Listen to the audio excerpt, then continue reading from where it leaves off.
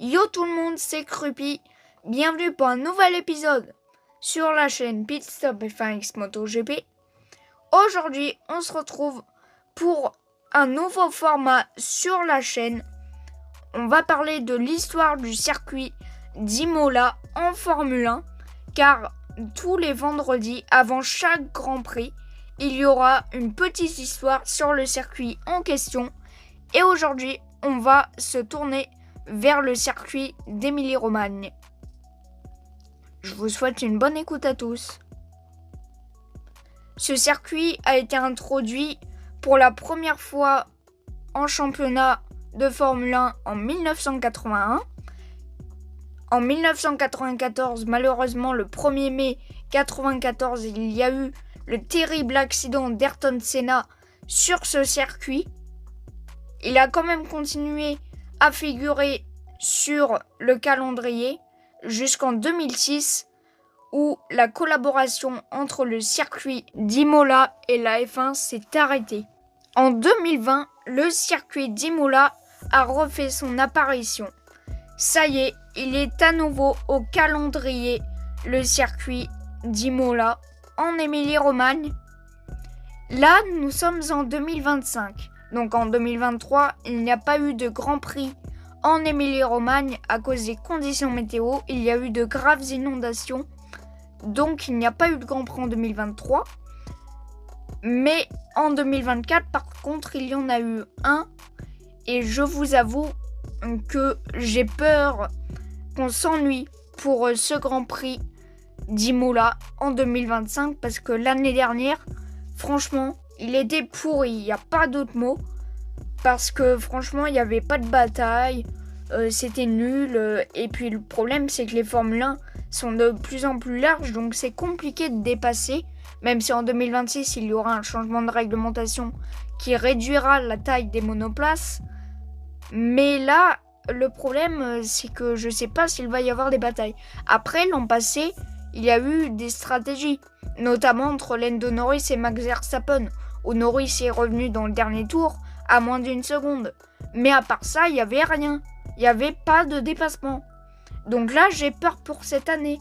Maintenant, on va parler des chronos de la pole position de l'année dernière, qui a été réalisée par Max Verstappen en 1 minute 14 756. Donc c'est un très bon chrono. Mais c'est pas celui de Valtteri Bottas qui a signé un magnifique 1:13 649 en 2021 qui n'a jamais été battu. Le circuit comporte 19 virages et fait en longueur 4 km 909.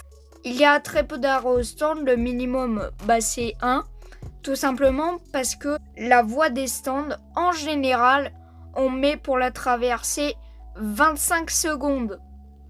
Donc il y a très peu de stratégie pour cela parce que à faire 2 pit stops, on perd plus de temps.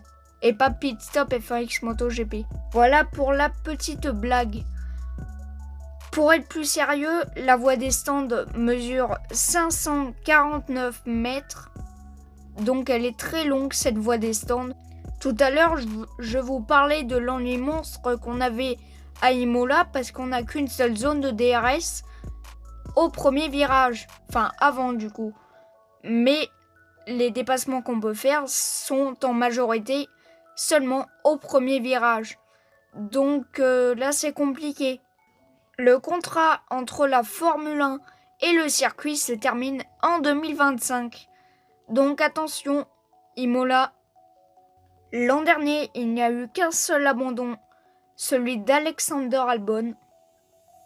Pour la pole et la victoire l'an dernier, il s'agissait de Max Verstappen en pole, Max Verstappen vainqueur devant Lando Norris et Charles Leclerc à la 3e position sur Ferrari.